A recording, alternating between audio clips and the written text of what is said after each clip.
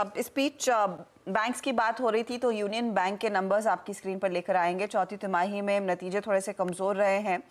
कारोबारी मुनाफे पर थोड़ा सा दबाव रहा है। ऑपरेटिंग प्रॉफिट 4% से ज़्यादा की कमी दिखा रहा है। अगर आप एनपीए देखें, स्लिपेजेस में इनफैक्ट 24% का इजाफा देखने को मिल रहा है। एसेट क्वालिटी में थोड़ी सी इम्प्रूवमेंट ज़रूर नज़र आई है, लेकिन ये स्लिपेजेस बढ़ने की वजह क्या है और क्या यही इनफैक्ट फेयर फैक्टर है? इस समय हमारे साथ बैंक के ईडी नितेश रंजन जुड़ गए। नितेश जी, स्वागत है आपका। जो वरी फैक्टर है उसी से शुरुआत करूंगी सर। स्लिपेज करीब करीब 24% बढ़कर आया इस तिमाही में। किन अकाउंट्स की तरफ से दिक्कत आई है, अगर उसका कुछ उल्लेख कर पाए? नमस्कार। सबसे पहले तो मैं आपको ये बताना चाहूंगा कि इस साल के आखिरी तिमाही में यूनियन बैंक ने बहुत अच्छा प्रदर्शन किया है। अगर आप हमारे बैलेंस शीट या प्रॉफिटेबिलिटी मैट्रिक्स को देखें तो हर पैरामीटर में हमने अपने गाइडेंस को पूरा किया है, उससे अधिक रहा है। रिटर्न ऑन एसेट्स भी हमारा 1% से ज्यादा रहा है। अगर जहां तक स्लीपेज की बात है, आखिरी तिमाही में स्लीपेज थोड़ा सा पिछले तिमाहियों के हिसाब से ज्यादा रहा है, और ये खासकर एग्रीकल्चर और एमएसएमई सेगमेंट में रहा है। बट हम कोई ऐसा अलर्ट नहीं देख रहे। ये नॉर्मल है, कोई स्पेसिफिक सेगमेंट या कोई स्पेसिफिक ज्योग्राफी नहीं है जहां से हमको कुछ ज्यादा पेन देखने को मिले। और इसके साथ जो हमारी स्ट्रेस असेट है, अगर हम देखें तो उसमें भी काफी मतलब एक एवरेज 3.5% ऑफ टोटल एडवांसेस इसी लेवल पे हमारा स्टेबल है। तो कोई कंसर्न नहीं एसेट क्वालिटी में। अगर हम हमारा ग्रॉस एनपीए देखें, नेट एनपीए देखें, इट्स ऑल टाइम लो पे हमारा 1% पे हमारा नेट एनपीए रेशियो हो गया है। पीसीआर 93% है, काफी स्ट्रॉन्ग बैलेंस शीट है।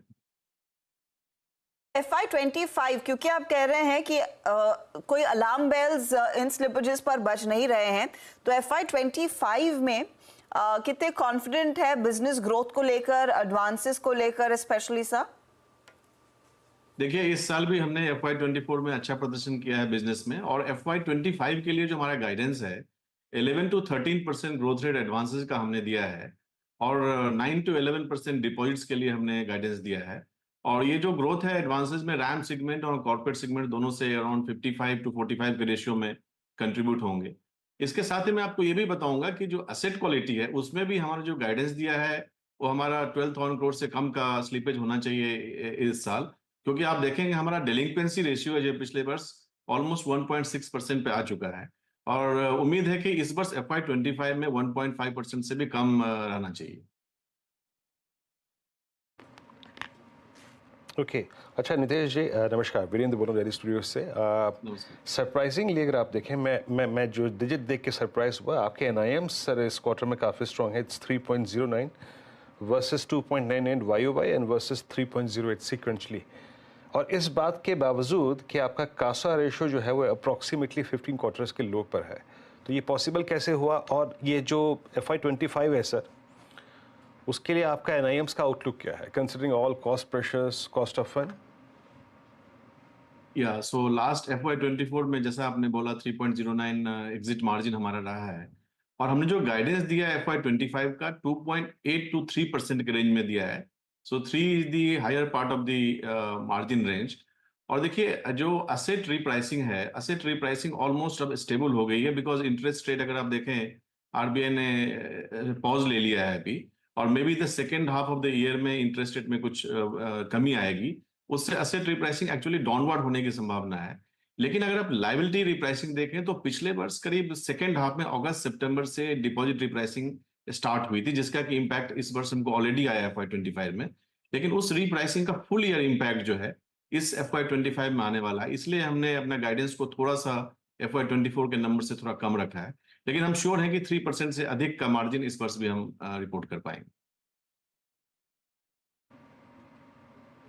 ओके सर, लिक्विडिटी की परिस्थिति कैसी है? और क्योंकि बीते 2 क्वार्टर्स में डिपॉजिट्स को लेके चैलेंज रहा, बैंकों के आप बीच में काफ़ी प्रतिस्पर्धा रही, तो आप एक तो लिक्विडिटी की स्थिति कैसी देख रहे हैं, और डिपॉजिट रेट्स जो बढ़ रहे थे वहाँ स्थिति क्या है इस वक्त? आउटलुक क्या है आपका डिपॉजिट ग्रोथ को लेकर? मैं कहूंगा कि डिपॉजिट जो अभी लिक्विडिटी है सिस्टम में थोड़ी सी मॉडरेट है। बहुत सरप्लस भी नहीं है और डेफिसिट भी नहीं है, हालांकि डिफरेंट फेजेस हमने देखे हैं पिछले 6 महीने में। जहां तक यूनियन बैंक की बात है, अगर आप देखें तो हम 72-73% डोमेस्टिक सीडी रेशियो पे ऑपरेट कर रहे हैं। हमारे पास करीब डिपॉजिट्स के 5 to 6% इक्विवेलेंट एक्सेस SLR हैं, तो उस हिसाब से लिक्विडिटी हमारी जो है ठीक है। लेकिन डिपॉजिट मार्केट को अगर देखें तो चूंकि लोन ग्रोथ भी हो रहा है, देन हर एक बैंक जो है डिपॉजिट के पीछे है, तो मुझे लगता है कि अभी का जो डिपॉजिट रेट है अभी इसी स्तर पे कुछ और महीने, कुछ और क्वार्टर्स रहेगा। रंजन साहब, एक चीज, ये जो आरबीआई ने डिस्कशन पेपर वो प्रोजेक्ट फाइनेंसिंग पर फ्लोट किया है, उसका क्या इम्पैक्ट रहेगा? कितने corporate loans primarily project financing वाले लोन्स है यूनियन बैंक के लिए? देखिए, इम्पैक्ट से ज्यादा जरूरी बात यह है कि ये बहुत ही एक प्रूडेंट मेजर है और एक ऐसे टाइम पे आया है जब बैंक्स की बैलेंस शीट काफी स्ट्रांग है, कॉर्पोरेट्स की बैलेंस शीट काफी स्ट्रांग है और प्राइवेट कैपेक्स साइकिल में रिवाइवल की काफी संभावना है। तो उस हिसाब से तो मैं तो बोलूंगा काफी फॉरवर्ड लुकिंग अप्रोच है। अगर यूनियन बैंक के कॉर्पोरेट बुक को देखें तो मैं कहूंगा कि टोटल लोन बुक जो यूनियन बैंक का है अराउंड 9 लाख करोड़, उसका मे बी अराउंड 10 to 11% जो हमारा है वो प्रोजेक्ट फाइनेंस में होगा। लेकिन उसका करीब 1/3 which is equivalent to around 3 to 4% of total loan book of the bank will be under the construction phase before pre DCCO phase। तो उस पे जो इम्पैक्ट आएगा करीब जो उसमें 5% हमको प्रोविजन रखना है। बट अच्छी बात ये भी है कि एक लेयर्ड प्रोविजनिंग नॉर्म दिया है आरबीआई ने और जो एग्जिस्टिंग अकाउंट्स हैं उसके लिए स्टैगर्ड अप्रोच दिया है, 3 साल में उसको करना है। तो मुझे लगता है नहीं कि इस पे ज्यादा कुछ बहुत बड़ा इम्पैक्ट आएगा। It's a positive major.